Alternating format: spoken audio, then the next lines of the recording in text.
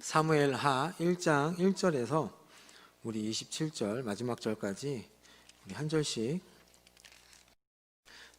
교독하도록 하겠습니다.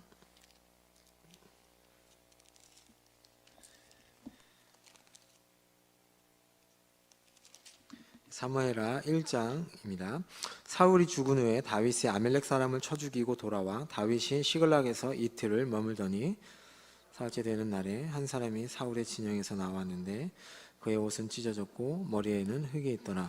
그가 다윗에게 나와 땅에 엎드려 절하매 다윗이 그에게 묻되 너는 어디서 왔느냐 하니 대답하되 이스라엘 진영에서 도망하여 왔나이다 아니라. 다윗이 그에게 이르되 일이 어떻게 되었느냐 너는 내게 말하라. 그가 대답하되 군사가 전쟁 중에 도망하기도 하였고 무리 가운데 엎드러져 죽은 자도 많았고 사울과 그의 아들 요나단도 죽었나이다 하는지라. 다윗이 자기에게 알리는 청년에게 묻되 사울과 그의 아들 요나단이 죽은 줄을 내가 어떻게 아느냐. 그에게 알리는 청년이 이르되 내가 우연히 길보아 산에 올라가 보니 사울이 자기 창에 기대고 병거와 기병은 그를 급히 따르는데 사울이 뒤로 돌아 나를 보고 부르시기로 내가 대답하되 내가 여기 있나이다 한즉 내게 이르되 너는 누구냐 하시기로 내가 그에게 대답하되 나는 아말렉 사람이니이다 한즉 또 내게 이르시되 내 목숨이 아직 내게 완전히 있으므로 내가 고통 중에 있나니 청하건대 너는 내 곁에 서서 나를 죽이라 하시기로 그가 엎드러진 후에는 살 수 없는 줄을 알고 그의 곁에 서서 죽이고 그의 머리에 있는 왕관과 팔에 있는 고리를 벗겨서 내 주께로 가져왔나이다 아니라.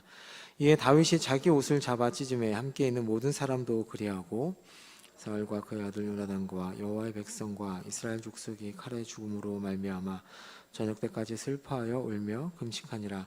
다윗이 그 소식을 전한 청년에게 묻되 너는 어디 사람이냐 대답하되 나는 아멜렉 사람이라 곧 외국인의 아들이니이다 하니 다윗이 그에게 이르되 내가 어찌하여 손을 들어 여호와의 기름 부음을 받은 자 죽이기를 두려워하지 아니하였는데 하고 다윗이 청년 중 한 사람을 불러 이르되 가까이 가서 그를 죽이라 하매 그가 침에 곧 죽으니라. 다윗이 그에게 이르기를 내 피가 내 머리로 돌아갈지어다 내 입이 내게 대하여 증언하기를 내가 여호와의 기름 부음 받은 자를 죽여노라 함이니라 하였더라. 다윗이 이 슬픈 노래로 사울과 그의 아들 요나단을 조상하고 명령하여 그것을 유다 족속에 가르치다 하였으니 곧 활의 노래라. 야살의 책에 기록되었으되 이스라엘아 내 영광이 산 위에서 죽임을 당하였도다. 오호라 두 용사가 엎드러졌도다. 이를 가드에도 알리지 말며 아스골론의 거리에도 전파하지 말지어다. 블레셋 사람들의 딸들이 즐거워할까 할례받지 못한 자들의 딸들이 개가를 부를까 염려로다. 길보아 산들아 너희 위에 이슬과 비가 내리지 아니하며 재물 낼 밭도 없을지어다. 거기서 두 용사의 방패가 버림받음이니라. 고 사울의 방패가 기름 부음을 받지 아니함같이 되미로다. 죽은 자의 피에서 용사의 기름에서 요나단의 활이 뒤로 물러가지 아니하였으며 사울의 칼이 헛되이 돌아오지 아니하였도다. 사울과 요나단이 생전에 사랑스럽고 아름다운 자이러니 죽을 때에도 서로 떠나지 아니하였도다. 그들은 독수리보다 빠르고 사자보다 강하였도다. 사울을 슬퍼하여 울지어다. 그가 붉은 옷으로 너에게 화려하게 입혔고 금 놀이개를 너희 옷에 채웠도다. 오호라 두 용사가 전쟁 중에 엎드러졌도다. 요나단이 내 산 위에서 죽임을 당하였도다. 내 형 요나단이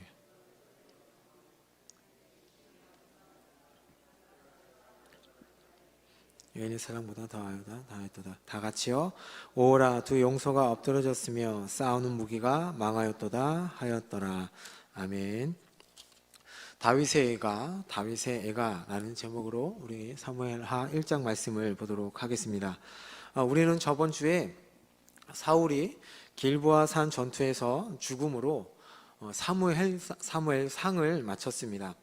우리가 보고 있는 이 사무엘 상 하는 이스라엘 역사가 사사시대에서 왕정시대로 넘어가는 전환기와 왕정시대의 초창기 역사를 사무엘, 사울, 다윗이라는 세 인물을 중심으로 기록하고 있다는 것을 저희가 알고 있습니다. 여기서 이스라엘이라는 이 나라는 이제 부족 연합 국가에서 왕정 국가로 바뀌어지는 과정을 보여주고 있습니다.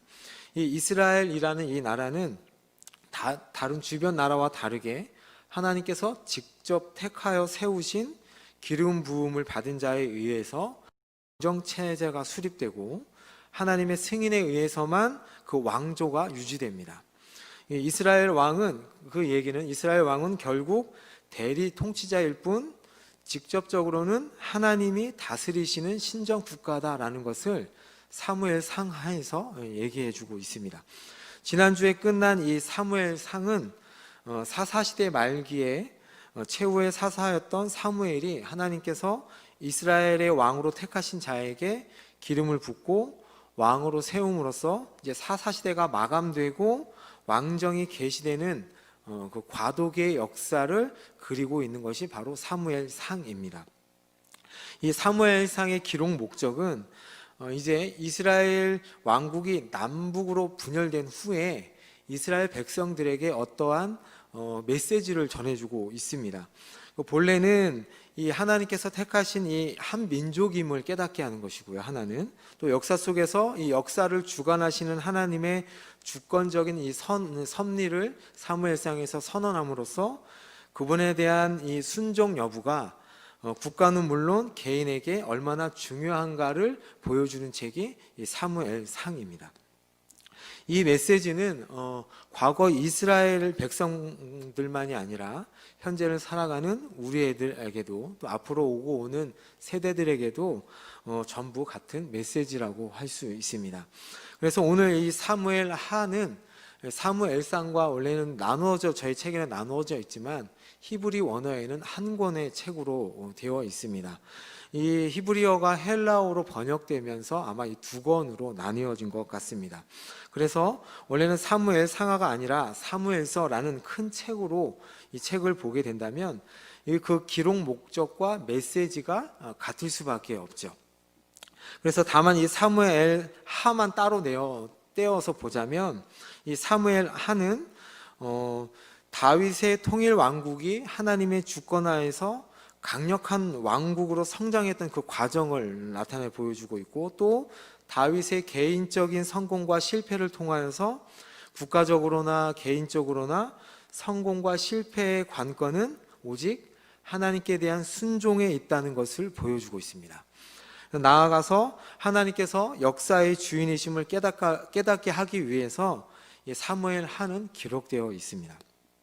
또 이 이스라엘 역사상 가장 위대했던 이 다윗 왕국도 인간의 죄성으로 인한 왜곡과 고통에서 벗어날 수 없음을 보여줌으로써 인간은 결국 세상에서는 완전한 평화와 행복을 얻을 수가 없고 오직 다윗의 후손으로 오시는 예수 그리스도를 통한 왕국에서만 그 완전한 평화와 평안을 누릴 수 있다, 행복을 누릴 수 있다라는 것이 이 사무엘 하의 주제와 목적입니다. 오늘 사무엘 하도 다른 역사서들처럼 대부분 시간 순으로 기록되어 있지만 어느 특정한 메시지를 전하고자 할 때는 그 시간 순서와 관계없이 툭 튀어나오는 사건들도 기록되어 있습니다. 개관을 잠깐 보자면요, 사무엘 하를 세 부분으로 나눌 수 있습니다. 1장에서 10장, 그리고 11장에서 20장, 21장에서 24장까지 나눠질 수 있는데요, 오늘 본문이 속한 1장에서 10장에서는 하나님께서 사울을 대신할 신정 왕국의 왕으로서 다윗을 택하시고 이 다윗이 어떻게 성공하는가를 나타내 주고 있습니다. 다윗이 간음을 하고 살인죄를 범하기 이전까지 다루는 내용이 10장까지의 내용입니다. 더 세부적으로 보면 오늘 1장에서 5장까지는 사울부터 다윗이, 그러니까 이스라엘의 전 이스라엘이죠, 남과 북이 통일되어서 전 이스라엘의 왕이 되고 수도를 헤브론에서 예루살렘으로 옮기는 거기 그 역사까지, 그 또한 그 일이 일어나는 중간에 일어나는 그 여러 가지 일들을 다루고 있는 내용이 1장에서 5장까지의 내용입니다. 그래서 오늘 1장 1절을 보시면 어떻게 시작하냐면 사울이 죽은 후에라는 말로 시작합니다. 사울이 죽은 후에. 이것은 사무엘 하와 사무엘 상이 연결되어 있다는 것을 보여주는 것입니다. 3장 마지막에는 어떻게 끝나냐면 사울이 죽은 것으로 끝나죠. 그리고 이 두 책을 나누는 기준이 뭐냐면 사울이 죽은 것으로 이 두 책을 나눕니다. 사울의 이제 묵은 시대가 떠나가고 다윗에 의한 새 시대가 도래하였음을 뭘로 얘기하냐면 사울이 죽었다는 것으로 얘기합니다. 또 오늘 본문을 다시 두 부분으로 나누는데 1절에서 16절은 다윗을 향한 아멜렉 사람의 그 사울 왕과 요나단의 그 사망 소식 보고와 다윗이 이 아말렉 사람 처형하는 것에 다루고 있고요. 17절부터 27절은 이제 사울과 요나단이 죽은 것으로 인해서 다윗이 너무 슬퍼하여서 애가를 부르는 내용이 담겨져 있습니다. 자, 그러면 1절부터 자세히 보도록 하겠습니다. 사울이 죽었다는 말로 저희가 시작했다고 얘기했는데, 이것은 다른 말로 하자면 이제 주인공이 누구로 바뀌었냐면 사울이 아니라 다윗으로 바뀌었다는 것을 얘기합니다. 그래서 다윗이 1절에 보시면 사울이 죽은 후에 다윗이 아말렉 사람을 쳐 죽이고 돌아와 다윗이 시글락에서 이틀을 머물더니 라고 말씀합니다. 그러니까 사무엘상 마지막 장에는 블레셋과의 전쟁을 배경으로 하여서 사울의 죽음을 언급했는데, 오늘 1절에서는 무엇을 언급하냐면 사울의 죽음과 함께 다윗이 아말렉 사람을 도륙하고 돌아온 것을 배경으로 해서 그 내용이 시작됩니다. 그렇죠? 배경이 무엇으로 깔리냐면 아말렉 사람을 죽인 것으로 배경이 깔리고 있다는 것이죠. 그러니까 사울이 역사의 뒤로, 무대 뒤로 사라지고 다윗이 주인공으로 역사의 전면에 시작하는 본문에 아말렉을 언급한다는 것이죠. 여기에는 이 저자의 특별한 의도가 숨겨져 있습니다. 첫째는 뭐냐면 사울이 블레셋과의 전투에서 죽은 것은 다윗 때문에 죽은 것이 아니라는 것을 얘기하고 있습니다. 왜냐하면 사울이 다윗 때문에 죽었다고 한다면 사울은 이스라엘의 왕으로 되기가 쉽지 않았을 것입니다. 그런데 사무엘서 저자는 의도적으로 그것은 다윗과 아무런 상관이 없다는 것을 얘기하고 있죠. 이때 다윗은 무엇을 하고 있었죠? 사울이 죽을 때 다윗은 아멜렉과 전투를 하고 있었다는 것, 사실을 얘기하고 있습니다. 이 얘기는 사울의 죽음은 하나님의 주권적인 섭리였음을 드러내고 있는 것입니다. 두 번째는 사울이 아말렉과의 전투에서 사울이 하나님과 아말렉과의 전투에서 어떻게 했죠? 하나님께 불순종했죠. 그런데 다윗은 아말렉과의 전투에서 하나님의 명령에 순종하였음을 보여주고 그 밑 바탕에 깔아놓고 가는 것입니다. 그래서 2절에 보시면 다윗은 이제 블레셋과의 이스라엘 전투에 참여하지 못하고 아말렉을 멸한 후에 진영에 돌아와서 이스라엘과 블레셋 전투에 대해서 아마 소식을 되게 궁금해했을 것입니다. 그때 한 아말렉 사람이 등장합니다. 성경 원문에는 보라! 한 사람이 오는도다! 라고 하면서 그 사람에게 집중하게 합니다. 그래서 그 사람을 보니까 이스라엘 진영에서 나온 그 사람의 옷은 찢어졌고 머리에는 흙이 묻었다라고 표현합니다. 그것은 블레셋과 이스라엘 전투에서 이스라엘의 상황이 얼마나 참혹했는지를 보여주고 있고요. 이것은 이제 이스라엘이라는 나라가 그 나라의 상황이 이 사람과 같은 상황이다라는 것을 말씀해 줍니다. 이 사람이 다윗을 경배하면서 다윗 앞에 엎드려 경배하면서 꾸러 경배합니다. 그러자 다윗이 이 사람에게 묻죠. 야, 너는 어디서부터 왔느냐라고 3절에 질문합니다. 이 사람이 뭐라고 대답하냐면 이스라엘 진영에서부터, 그러니까 이스라엘 군대 나왔습니다 라고 대답을 합니다. 다윗은 이 사람이 이스라엘 진영에서 나왔다는 그 말을 듣자마자 곧바로 뭐라고 물어보냐면 그 전쟁의 결과가 어떻게 되는지 묻습니다. 어떻게 되었는지 너는 괜찮으니까, 원문에 그렇게 되어 있습니다. 아주 편하게 말해봐라. 이 사람을 존중하면서 너 나한테 한번 얘기해봐라. 어떻게 되었느냐라고 얘기합니다. 그랬더니 이 사람이 다윗에게 군사들과 백성들은 도망하기도 하고 많이 죽었습니다. 그리고 사울도 죽고 요나단도 죽었습니다 라고 얘기합니다. 사무엘상 31장에는 뭐라고 표현하냐면 사울과 그의 모든 아들이 다 죽었다고 얘기합니다. 그런데 이 사람은 뭐라고 얘기하냐면 사울과 요나단이 죽었다고 얘기합니다. 그 이유는 뭘까요? 이 사람은 요나단이 사울을 이어서 왕위를 계승할 자라는 것을 알고 있었습니다. 그러니까 사울과 요나단이 죽자 이제 그 왕이 오를 자가 누구라는 것을 알고 있다는 거예요. 다윗이 올라갈 것을 알고 있다는 겁니다. 그래서 일부러 사울과 요나단이 죽었다고만 얘기하는 것이죠. 그러니까 이것을 치밀하게 아주 계획적으로 이 사람이 다윗에게 말하고 있다는 것을 저희가 볼 수 있습니다. 이런 정치적인 이유로 아말렉 사람은 사울의 다른 아들의 죽음에 대해서는 언급하지 않고 사울과 요나단의 그 죽음만을 강조하면서 얘기하고 있습니다. 이런 대답에 다윗은 어떻게 얘기하냐면 5절 보시면 그것을 너가 어떻게 아느냐? 그것이 사실이냐? 정말로 그것이 확인되었느냐? 라고 얘기합니다. 이것을 어떻게 얘기했을까요? 기뻐하면서 했을까요? 야, 정말 그거 사실이야? 이렇게 얘기했을까요? 우리가 내용을 다 아니까 사울이 정말 심통한 표정으로 그렇게 물어봤겠죠. 너 정말 그건 사실이냐? 그 두 사람이 죽은 게 확실하냐라고 물어보게 됩니다. 이것은 기뻐하는 것이 아니라 하나님의 기름 부음을 받은 왕이 죽었다는 것에 대해서 비통한 질문을 하고 있습니다. 어떻게 사울과 요나단의 죽음을 알게 되었느냐의 다윗의 질문에 아말렉 사람은 길보아 산에 어떻게 하다가 기대치 않게 올라가게 됐는데 제가 한 사람을 만났습니다. 그런데 가만히 보니까 그 사람이 바로 사울이었습니다. 그런데 큰 상처를 입어서 자기가 가지고 있는 창에 기대어 서서 겨우 서 있었습니다. 그리고는 그 뒤에는 병거와 기병이 쫓아오고 있었습니다 라고 얘기합니다. 자, 먼저 이 소년의 말을 통해서 사울의 최후의 모습이 어떤지 보겠습니다.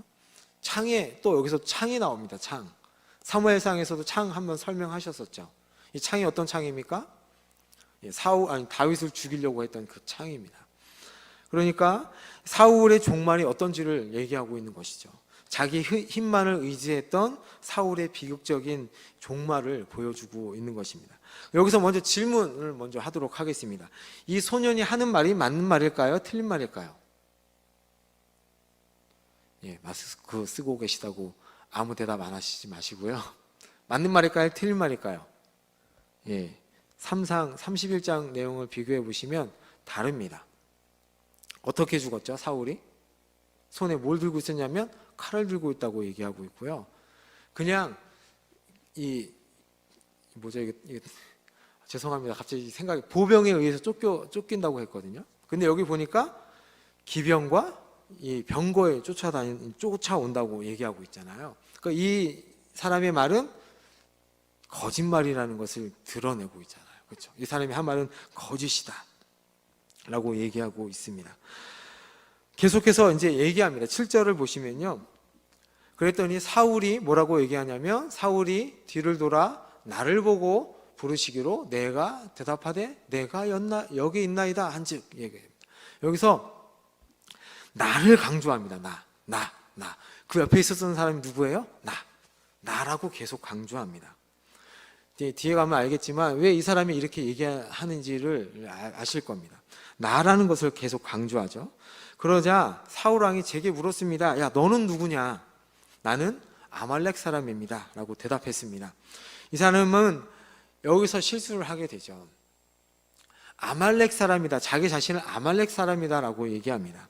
자, 지금 다윗은 누구를 진멸하고 와서 쉬고 있습니까? 아말렉 사람을 진멸하고 와서 쉬고 있습니다.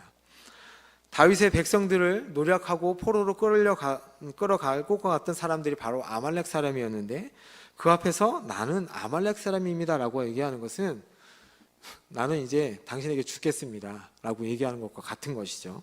그런데도 불구하고 다윗은 이 사람에게 대해서 절 이렇게 막 원수로 생각하지 않고 되게 존중해주면서 계속 얘기합니다.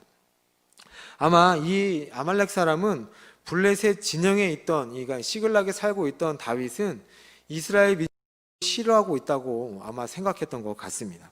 이제 그렇게 대답하자 사울왕은 뭐라고 얘기하냐면 저 블레셋 사람에게 죽느니 차라리 너에게 죽겠다. 너는 나를 죽여라고 말했습니다. 그래서 제가 어차피 사울을 보니까 죽을 것 같아서 제가 사울을 죽이고 사울이 갖고 있던 왕관과 팔찌를 가지고 내 주 되시는 다윗 당신에게 왔습니다 라고 이 사람이 얘기합니다. 근데 우리 본문에 보면 사울의 청을 들어서 이 사람이 사울을 죽였다고 본문에 나와 있는데요. 원문에는 어떻게 되어 있냐면요, 이 사람이 자기 의지로 사울을 죽였다고 표현되어 있습니다. 그러니까 이 사람이 아까 내가 이 사람 사울 옆에 있었다고 얘기했잖아요.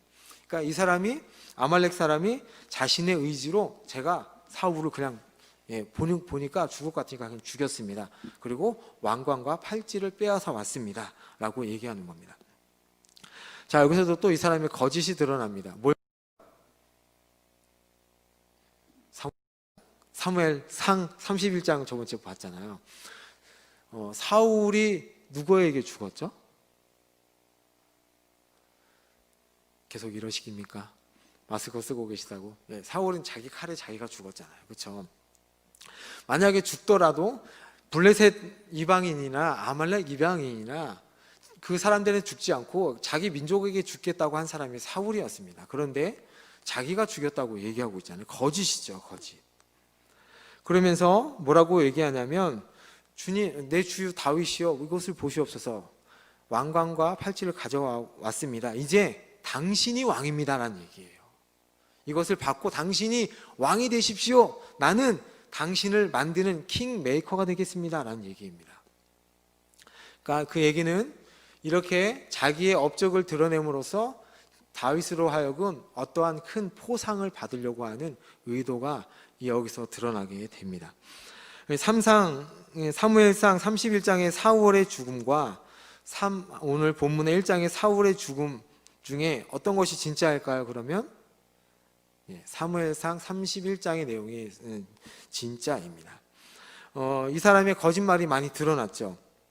멸관과 팔찌를 가지고 나오면서 어떻게 그 병거와 기병에 쫓아오는 것을 어떻게 따돌렸으며, 그리고 사울은 이방인을 절대로 군사로 징집하지 않았거든요. 그런데 이방인인데 사울의 진영에 있었다는 얘기, 그리고 아말렉인 이방인 자신을 사울을 죽였다는 이 얘기도 거짓말입니다.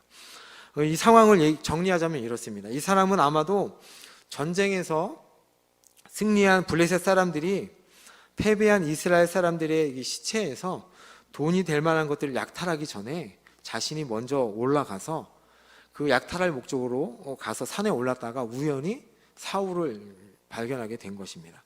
거기에서 사울이 가지고 있던 왕관과 팔찌를 빼앗아서 가지고 와서 이제 다윗에게 포상을 얻을 목적으로 그 이야기를 꾸며서 다윗에게 나와온 곳이죠.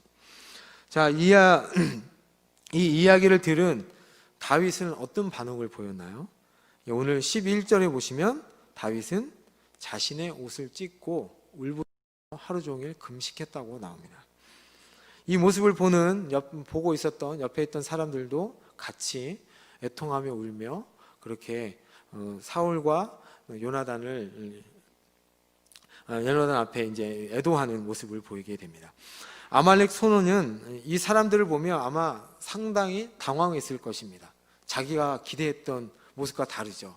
와, 너 잘했다. 정말 잘했다. 너 최고다라는 얘기가 아니라 그 말을 듣고 이 사람들이 애통해하며 하루 종일 울고 있다는 것이죠. 아마 이것을 보는 이 사람은 아마 상당히 난처했을 것이고 아마 되게 두려워 떨었지 않을까 생각이 됩니다.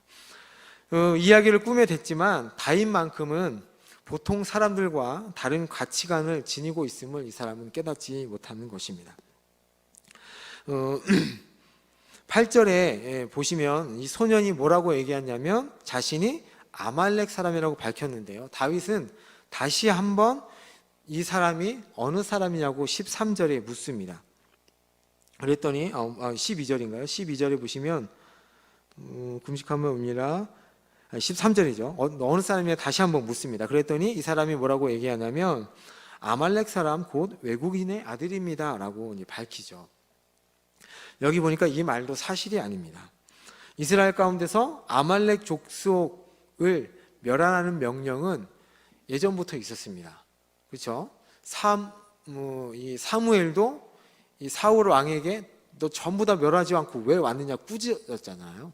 근데 사울이 그것을 꾸지람을 받고 아말렉 족속을 이스라엘 백성들 가운데 남겨뒀을까요? 안 남겨뒀을까요?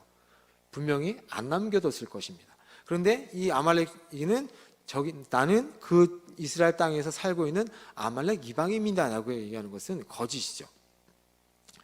만약 이 사람이 정말 그렇다고 할지라도 이스라엘에 사는 백성이라면 왕을 존중해야 하는 위치임에도 불구하고 왕을 죽인 책임을 면할 수 없는 것이죠.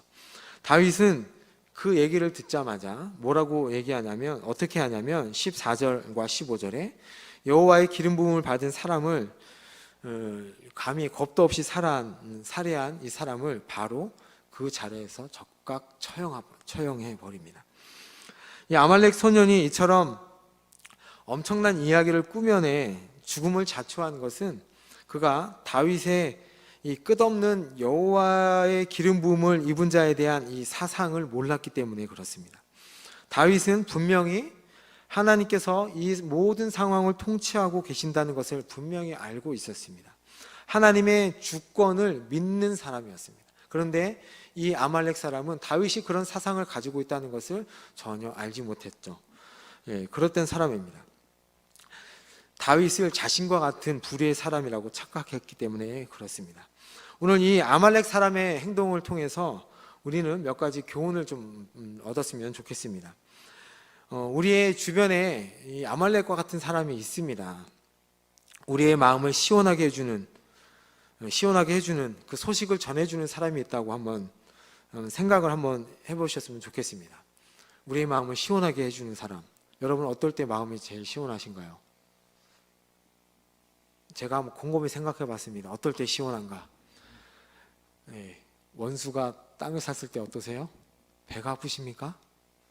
아니면 속이 시원하십니까? 원수가 망했다는 소리를 들으면 그것처럼 기쁜 소식이 없죠? 저만 그런가요? 예를 들어서 우리를 너무 싫어하고 우리를 괴롭히고 정말 우리를 힘들게 하는 공경에 빠뜨리는 사람이 교회에 있다고, 우리 교회 성도라고 생각해 볼게요. 그 사람이 어느 날 폭삭 망했어요. 그런데 교회를 너무 핍박하고 교회에 막 교회자만 나오면 욕하고 막 싫어했던 옆집에 사는 아줌마가 와서 이봐 그 당신 괴롭히던 그 교회 다니는 그 집사가 폭삭 망했대, 이런 얘기를 전했다고 한번 상황을 들어서, 예를 들어서 그런 말 들었다고 생각해 보십시오. 그럼 여러분 어떻게 하십니까? 어떻게 하세요? 대부분 어떻게 하십니까? 제가 들은 얘기로는 아 그래? 정말 하나님이 살아계시는구나, 아유 꼬쉽다, 이런 얘기 하시는 분들도 있을 거고, 속으로 겉으로는 표현 안 해도 아마 시원하다 이런 얘기 하시는 분들 있지 않습니까? 네. 동조하지 않으십니까? 저도 그랬습니다. 저번에도 얘기한 적이 있는데 정말 이가 갈릴 정도로 싫은 사람이 옆집에 살았어요. 그런데 교회를 다녔어요. 그럴 때 그 사람이 잘못된다는 소식을 들으면 얼마나 시원하든지 마음에. 그게 인간이라는 것이죠. 근데 여기 아말렉 족속이라고 계속 얘기하고 있잖아요. 성경에서 이 사람을 얘기할 때 계속 뭐라고 얘기하냐면 아말렉 족속이라고 얘기합니다. 이 아말렉 족속은 어떤 족속이었냐면 출애굽 시대 때부터 이스라엘을 대적하는 사람이었습니다. 대적하는 족속이었고, 바로 며칠 전에도 다윗의 근거지인 시글락을 침공해서 사람들을 납치해가고 전 재산을 빼앗아 갔던 족속이 바로 아말렉 족속이었습니다. 그러한 이 아말렉 족속 같은 사람들이 우리의 친구인 것 같지만 다윗에게 아주 친근하게 다가오잖아요. 아주 좋은 소식을 들고 오잖아요. 그래서 다윗의 마음을 아주 시원케 하잖아요. 그렇죠? 그런데 그렇게 위장해서 찾아오는 세상의 그런 악한 존재들을 조심하라는 것입니다. 이런 악한 자들은 자신의 실체를 아주 드러내놓고 잘 드러내지 않고 선한 모양으로 우리에게 침투해 온다는 것이죠. 그런데 다윗은 그것에 속습니까? 속지 않습니까? 속지 않습니다. 우리의 삶의 평안과 기회 때에 악한 자에게 속지 않도록 조심하셔야 됩니다. 자, 보십시오. 다윗은 지금 어떤 상황이냐면 자신과의 동족과 싸울 수밖에 없었던 상황에서 하나님이 건져주시죠. 그리고 또 잡혀갔던 모든 자신의 백성들과 재산을 찾아서 다시 돌아옵니다. 모든 것이 계획대로 정말 술술 어려운 가운데 풀려가는 이 상황 가운데서 이 아말렉인이 아주 좋은 소식을 갖고 온다는 거예요. 그 좋은 소식이 뭐냐면 사울이 죽었다는 얘기입니다. 이제 다윗은 가만히 앉아 있으면 어떻게 되는 거예요? 자신은 왕이 된다는 것이죠. 그런데 다윗은 이런 귀에 듣기에 너무너무 좋은 소리에 기뻐하지 않고 오히려 애통한다는 것입니다. 우리 에베소서 5장 6절에서 7절 말씀을 보도록 하겠습니다. 다 같이 한번 읽어보겠습니다. 시작. 누구든지 헛된 말로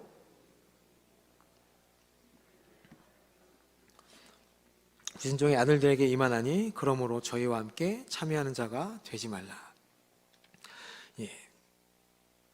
오늘 오늘 1절에서 16절의 이 단락은 아말렉 사람이 다윗에게 사울의 사망 사건을 보고하면서 자신의 공로를 내세워서 보상을 받으려고 거짓 보고를 합니다. 그러나 오히려 여호와의 기름 부음 받은 자를 죽였다는 죄목으로 그 자리에서 바로 처형을 당하는 장면을 저희가 보게 됩니다. 이 사울의 죽음에 대한 이 진상을 다루고 있는 이 사무엘상 31장과 비교할 때 본문은 이 사울의 죽음을 객관적으로 모사하려는 데 있지 않고요. 사울의 죽음을 해석하는 이 다윗의 태도와 사울의 정권이 이제 다윗에게 어떻게 이양되는지에 대해서 그 강조점을 두고 있는 본문이 바로 오늘 1절에서 16절의 말씀입니다. 또한 거짓된 이 아말렉 사람을 이용하여서 왕권의 상징인 사울의 면류관과 팔찌를 다윗에게 전달함으로써 다윗이 이제 공식적인 왕이 되었음을 보여주는 장면이 바로 오늘 1절에서 16절의 내용인 것입니다. 그리고 나서 17절에서 27절은 다윗이 사울과 요나단을 생각하여서 지은 애가가 나옵니다. 이 노래를 이제 활의 노래라고 얘기하고 있고요. 야살의 책에 먼저 기록된 것을 사무엘서 저자가 인용해서 이곳에 기록하고 수록하고 있다라고 말씀합니다. 이 야살의 책이라는 이름은 의인의 책이라는 뜻으로 이스라엘 백성과 지도자들의 영웅적인 업적을 기리는 책이었습니다. 또한 이 시는 한 개인의 슬픔을 노래하는 데 그치지 않고 이제 온 이스라엘을 보면서 애통하는 내용이 그 안에 담겨져 있습니다. 다윗은 비록 한때는 자신의 목숨을 찾아 나서기도 한 사울이지만 나라의 왕으로 생각하면서 백성으로서 모든 예우를 갖추어서 그의 죽음을 슬퍼하고 있습니다. 또한 그와 함께 쓰러진 요나단은 정말로 무척 사랑했던 친형과 같은 존재였기 때문에 그 슬픔을 더한 것이었습니다. 이 시에서 보시면 오호라 두 용사가 엎드러졌더라라는 이 표현이 3번이나 나옵니다. 오호라 두 용사가 엎드러졌더라라는 말씀이 19절 그리고 25절 27절에 나오게 되는데요. 이제 이것은 이제 섹션을 연을 나누는 표현이기도 하고요. 이스라엘의 영화로운 과거와 수치스러운 현재의 모습을 대조하기 위해서 이렇게 표현하고 있는 것입니다. 그러면서 이제 사울과 요나단이 어떤 존재였는지 계속해서 표현합니다. 죽는 순간까지 비굴하지 않고 죽는 순간까지 욕망스러웠던 모습을 표현하기 위해서 23절에 독수리와 사자에 비교하기도 하고 이들의 죽음은 이스라엘을 지금까지 발전시키고 영화롭게 한 주인공들의 죽음이다 라고 얘기하면서 24절에 얘기하고 있고 너희들이 이렇게 부유하게 된 것은 사울과 요나단의 치적 때문에 너희들이 이렇게 한 나라로서 잘 살게 되었다라는 얘기를 계속해서 노래하게 됩니다. 그러면서 마지막에 다윗의 그 애가가 이제 절정으로 치닫게 되는데요. 요나단을 기억하면서 정말 엉엉 울면서 이 시를 지었지 않나 생각하게 됩니다. 요나단은 자신의 형제들보다 더 친했던 사람이었고 자신의 가족보다 더 사랑해 주었던 사람이 바로 요나단이었습니다. 그래서 거기에 보시면 내 형 요나단이여 그대가 나를 사랑함이 기이하여 여인의 사랑보다 더하도다라고 노래하게 됩니다. 이 말을 어떤 학자들은 이 두 사람이 동성애자다라고 얘기하는 학자들도 있습니다. 이 얘기를 들으시면 어떠십니까? 말도 안 되는 소리죠. 사무엘상의 내용을 아시면 이 말은 아무리 터무니없는 얘기라는 것을 아실 것입니다. 정말 자기 친형제보다도 사랑했던 그 형제의 우애보다 더했던 사랑으로 사랑했던 사람이 바로 요나단이었습니다.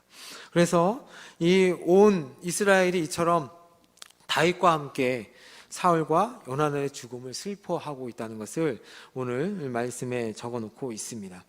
이 다윗에게 이 사울의 죽음은 어떻게 보면 기뻐할 일인데도 불구하고 애통해하고 있다는 것입니다.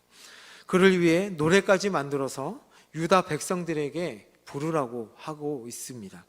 부르게 할 정도로 그렇게 얘기하고 있습니다.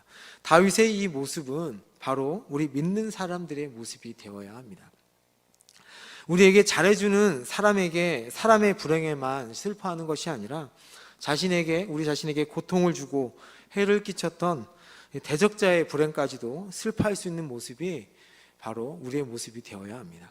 잠언 24장 17절 18절 말씀을 보시면 다 같이 한번 읽어보겠습니다. 시작. 내 원수가 넘어질 때에 즐거워하지 말며 그가 엎드러질 때에 마음에 기뻐하지 말라.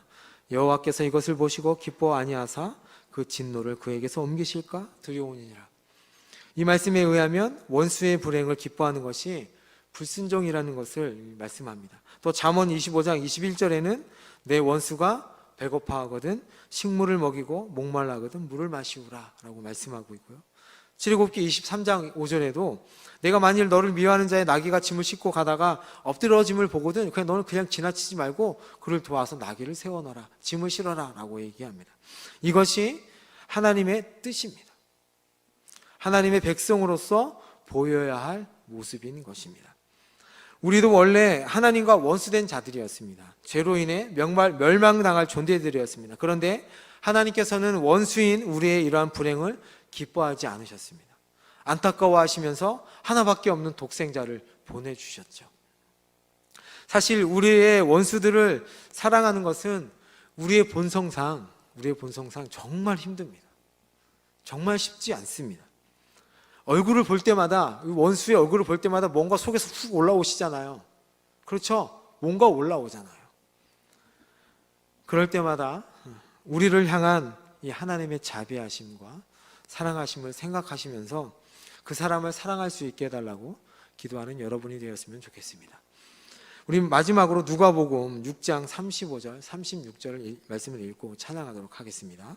시작. 오직 너희는 원수를 사랑하고 선대하며 아무것도 바라지 말고 꾸어주라. 그리하면 너희 상이 클 것이요 또 지극히 높으신 이의 아들이 되리니 그는 은혜를 모르는 자와 악한 자에게도 인자하시니라. 너희 아버지의 자비로우심 같이 너희도 자비로운 자가 되라. 아멘. 오늘 말씀을 마치면서 한 가지만 기억했으면 좋겠습니다. 다윗이 이렇게 행동할 수 있었던 것은 하나님의 주권에 자신의 삶을 맡겼기 때문에 그렇습니다. 여러분들도 우리도 하나님의 주권에, 하나님의 계획하심에, 하나님의 뜻에 인생을 맡기면서 살아가는 여러분 모두가 되기를 예수님의 이름으로 축복합니다.